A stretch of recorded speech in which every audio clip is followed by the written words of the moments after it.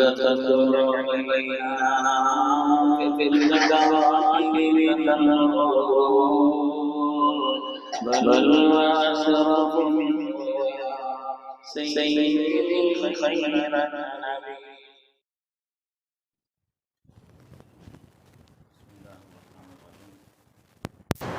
கண்ணியமிக்க முஃமினீன்களே, ரப்பு சுப்ஹானஹு வ தஆலா நமக்கு அளித்திருக்கக்கூடிய இந்த ஆயுள் வாழ்க்கை என்பது வாழ்வதை உரிமை என்று உலகத்தார் சொல்வார்கள்.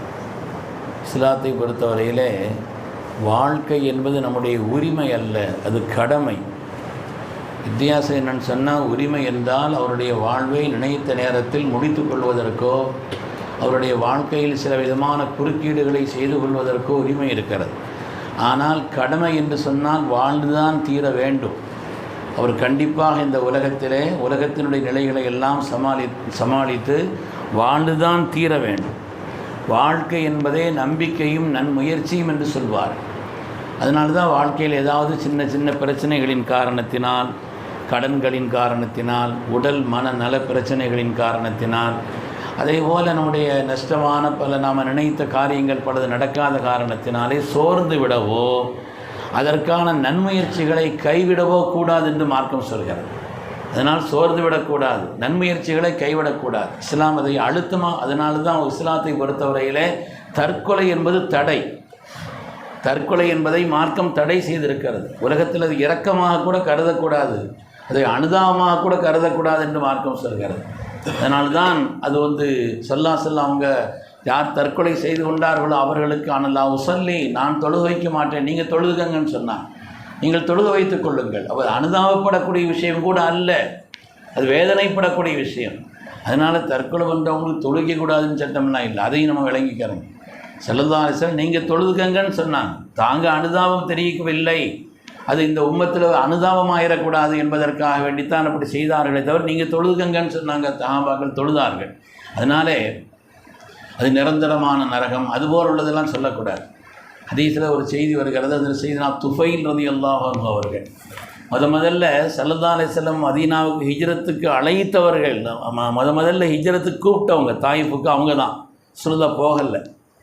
நீங்கள் முதல்ல இங்கே வாங்கன்னு ஹிஜ்ரத்திற்கு அழைத்தவர்கள், மக்கா விட்டு வாங்க நாயகமே எவ்வளோ சிரமப்படுறீங்களே அப்படின்னு அவங்கள கூப்பிட்டவர்கள் அதில் துஃபைல் தான். அவங்க தான் சொல்ல மறுத்துட்டாங்க. அல்லாஹ் தஆலா பின்னால் ஏற்பாடு செய்திருப்பான்னு சொல்லி பின்னால் அவங்க மதீனாவுக்கு போனாங்கன்னு பார்க்குறோம். அதனால் அதில் துஃபைல் ரலியல்லாஹு அன்ஹு செய்துட்டாங்க. அண்ணா அங்கேருந்து மதீனாவுக்கு வந்துட்டாங்க. ரசூலுல்லாஹ் வரல, நாம் மதீனாவுக்கு போயிடணும்னு அவங்க வந்துட்டாங்க. அவங்க வர்றதோடு சேர்ந்து அவங்களுடைய நண்பர் ஒரு ஆளும் சேர்ந்து ஹிஜ்ரத் செய்து வந்துட்டாங்க. வந்தால் மதீனாவில் இருக்கக்கூடிய அந்த காலகட்டத்திலே கடுமையான குளிர், அவரால் தாங்க முடியாத கடுமையான குளிரின் காரணத்தினாலே அவர் என்ன செய்துட்டார்னா, ஏதோ தனக்கு ஒரு நஷ்டத்தை விளைவித்து கொண்டார். தன்னுடைய கையை வெட்டிட்டார். கையை வெட்டி அதுவே அவருடைய கொலைக்கு காரணமாகிவிட்டது. அதில் இறந்துட்டார். இறந்த பிறகு செய்தனா துஃபைல் ரலியல்லாஹு தஆலா அன்ஹு ஃபரஆஹு ஃபீ மனாமிஹி, தன்னுடைய கனவுல அவரை பார்த்தாங்க. அவருடைய கனவுல பார்த்தா, நீங்கள் எப்படி இருக்கிறீங்க, அல்லாஹ் உங்கள் விஷயத்தில் எப்படி நடந்துக்கிட்டான்னு கேட்டாங்க. உங்களுடைய விஷயத்தில் மா சனஅ பிக ரப்புக், உங்களுடைய விஷயத்தில் ரப்பு எப்படி நடந்து கொண்டான்னு கேட்டாங்க.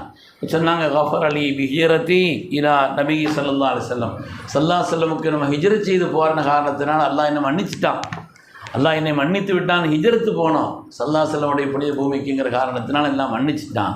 ஆனால் அவர் கையில் ஒரு துணியை போட்டு மூடி இருக்குது. துஃபைல் தான் கேட்டாங்களாம், இது என்னன்னு கேட்டாங்களாம்.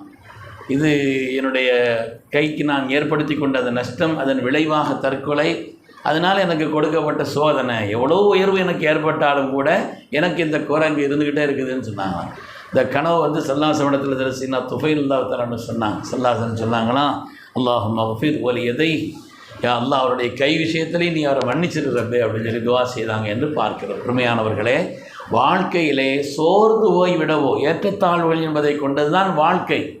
அதனால் சோர்ந்து போய் விடக்கூடாது. ஒவ்வொரு ஆட்களுக்கும் ஒரு பிரச்சனை இருக்கும். பிரச்சனை இல்லாத மனிதன் யார் இருக்கிறார்?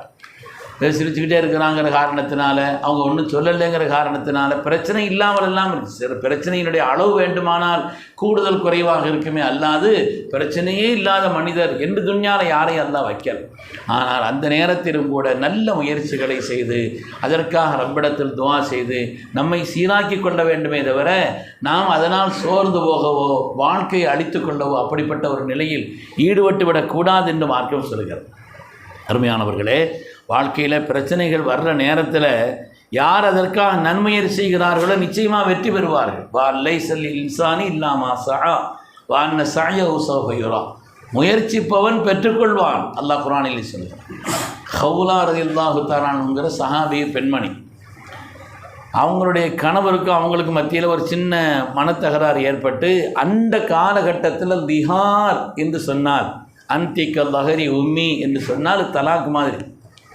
அதனால் அந்திக்க லஹரி உம்மி அப்படின்னு சொல்லிட்டார். அதாவது கிட்டத்தட்ட தலாக்கு சொல்லிட்டார். சொன்னால் அதில் ஹவுலா ரலியல்லாஹு தஆலா நிறைய பிள்ளைங்க, நிறைய மக்கள். ஆனால் அதே நேரத்தில் வறுமை.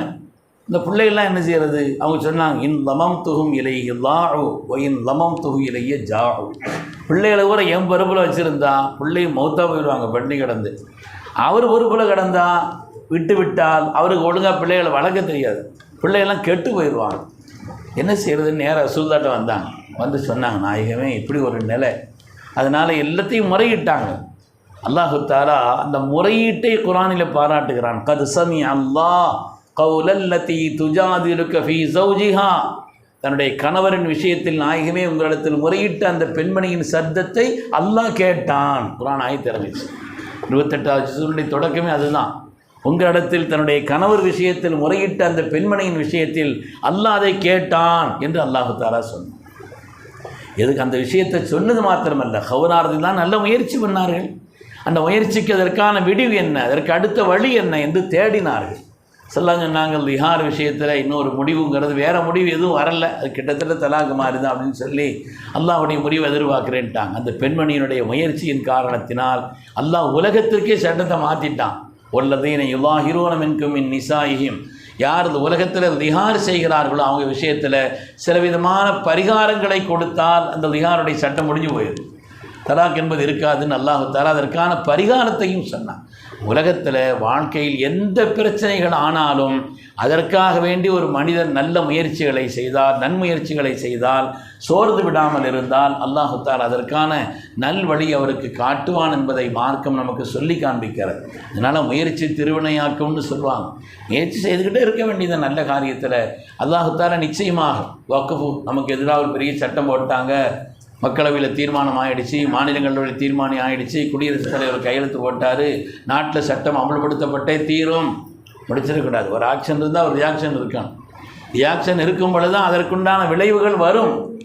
உம்மத்திடத்திலே அதனுடைய வலிமையை, அதனுடைய கடுமையை உணர்த்தினோம். உணர்த்திய காரணத்தினால் உம்மத் என்ன செய்தாங்க, இதற்கு எதிர்ப்பு தெரிவிக்க வேண்டும் நினைத்தது ஒரு பெரிய கூட்டமே சுப்ரீம் கோர்ட்டில் வழக்கு போட்டுச்சு. அதனால் சுப்ரீம் கோர்ட் சில விதமான கேள்விகளை கேட்டது. அவங்களுக்கு அதனுடைய தாங்க முடியாத காரணத்தினால் வேறு பிரச்சனை இல்லை, காஷ்மீர் கவனத்தை திருப்பிக்கிட்டு இருக்கான். அதனால் அருமையானவர்களே, முயற்சி செய்தால் அதற்கான விளைவுகள் ஏற்பட்டே தீரும் என்று மார்க்கம் நமக்கு உணர்த்தி காண்பிக்கிறது. எனவே நம்முடைய தனிப்பட்ட குடும்ப ரீதியான சமூக ரீதியான வாழ்க்கையிலே சில விதமான ஏற்றத்தாழ்வுகள் வருகின்ற நேரத்தில் ரப்பிடத்தில் துஆ செய்வதும் நல்ல முயற்சிகளை செய்வதும் அதற்குண்டான ஒரு விடிவை நமக்கு ஏற்படுத்தி தரும் என்று மார்க்கம் நமக்கு வழிகாட்டுகிறது. அல்லாஹ் தஆலா வாழ்வின் எல்லா சோதனைகளிலிருந்தும் நம்மை பாதுகாப்பானா, நம்முடைய வாழ்வில் எல்லா விதமான உயர்வுகளையும் அல்லாஹ் தந்தல் புரிவானா, ஹைரான தீனையும் ஹைரான துன்யாவையும் ஹைரான ஆகிரத்தையும் அல்லாஹ் நசீபாக்கி அருள்வானாக. ஆமீன் ஆமீன் யா ரப்பல் ஆலமீன். வாஹிர் தஅவானா அல்ஹம்துலில்லாஹி ரப்பில் ஆலமீன்.